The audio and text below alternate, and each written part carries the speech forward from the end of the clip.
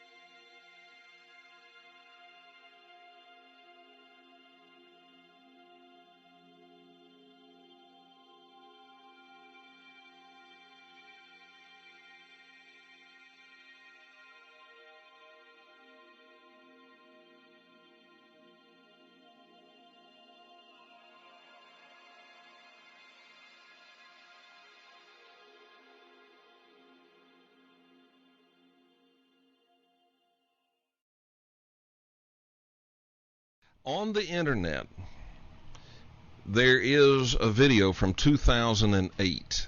Now, this video, some people say it's hoaxed, some people say it's the real deal. I don't know whether you know or not, whether it's the real deal or not, but it certainly is one of the best videos we've ever seen close up of what purports to be a UFO. Do you know anything about that one? It's supposed to be from Istanbul, Turkey. If this is the video, which is called a Komburgas video, which is a close-up of a craft, in fact, so close that you can see the occupants, it is 100% real, and I was there as that was filmed. Okay. That's what I wanted to hear. I wanted to know. Up on my website. Unfortunately, the one that's the depiction that's up there is not as clear as the other footage I have, and we're going to switch it soon. The one I have is the clearest footage of it.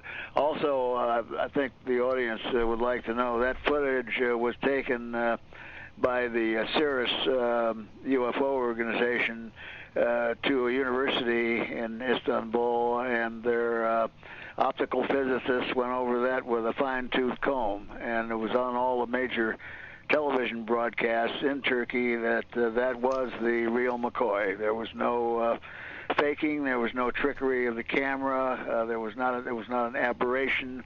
It was not a frisbee. It talked about the reflected light off of the craft, which was coming from the full moon, and that the areas where you see the occupants are some kind of a backlighting. Okay, now you said you were there when this was filmed. How close did this thing get to you and whoever else was there observing it? Not as close as you might see from the footage. We were on the beach and filming out over the water. And what we saw is something bright that was under the moon. So let's say the moon was the size of a dime. This would have been the size of a flashlight. And we were more interested at that point in the moon than the little bright light that was under it. But the camera that we were using had a 400 millimeter lens on it and an electronic doubler. So as we pushed on the craft, which means focused or on the craft, it got more clear and more clear and more clear. And when we centered on it, those are the shots that became famous. Were you astounded when you saw the video? Oh yeah, you can hear us the exclamations being made. It's up on YouTube. It's been up for some time, but you can hear the exclamations made both in Turkish and in English for those of us that were standing there, because we were looking at it on the monitor for the camera. How many people were there? Oh, at that point we must have had between 6 and 8 people.